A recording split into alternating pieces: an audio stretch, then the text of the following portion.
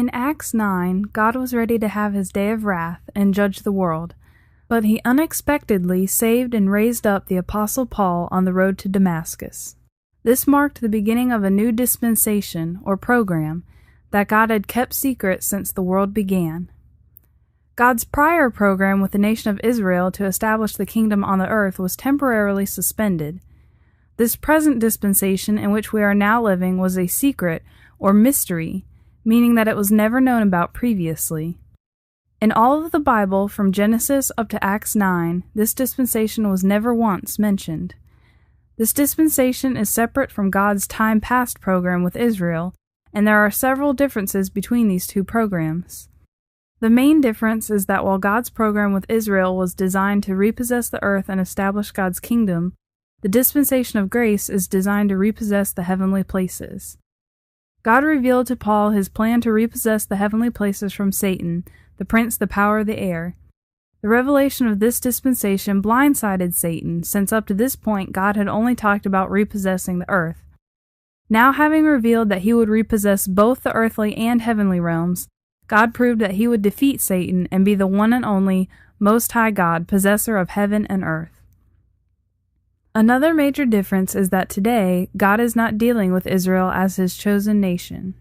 Instead, he is dealing with everyone on the basis of his grace. Jews and Gentiles are not separate, but one, with no difference between them. The Apostle Paul notes that the gospel message for eternal salvation is offered equally to both Jews and Gentiles. Even the righteousness of God, which is by faith of Jesus Christ, unto all, and upon all them that believe, for there is no difference. This is quite different from time past in Israel's program when Gentiles could only be saved through God's dealings with Israel. The fact that God is using both Jews and Gentiles to repossess the heavenly realm is a part of the mystery revealed to Paul. Saints today are forming the body of Christ.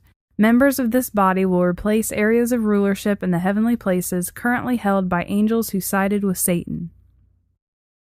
In this present dispensation, God has chosen to deal with us solely by means of his grace. The law contract was a covenant that God made only with the nation of Israel, not with the Gentiles. Since God suspended his program with Israel, the law covenant is also in suspension. The Apostle Paul makes note of this in Romans 6:14, saying, "We are not under the law, but under grace." Today, God is being long-suffering before he begins his day of wrath. Since God is not recognizing his covenants with Israel today, the results of those covenants are not in effect. For example, the 5 courses of punishment were all brought upon Israel for their failure to comply with the law contract. But since God does not operate upon the law covenant today, neither Israel nor any other nation is undergoing the 5 courses of punishment.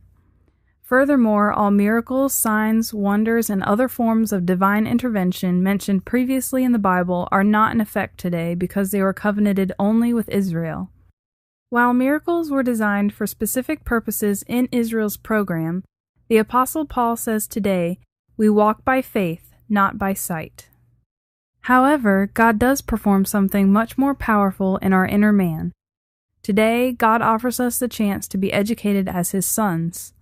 As Paul says, all the things of this world are not worthy to be compared with the glory which shall be revealed in us. This dispensation of Gentile grace is only temporary. God has still yet to fulfill some of the covenants he made with Israel. As the Apostle Paul points out, God only brought blindness in part upon Israel. Paul goes on to say that after this dispensation ends, Israel shall be saved. When Israel's program resumes, the covenants that God made with Israel will once again be in effect. God's program with Israel will pick up right where it left off, and God will be ready to have his day of wrath.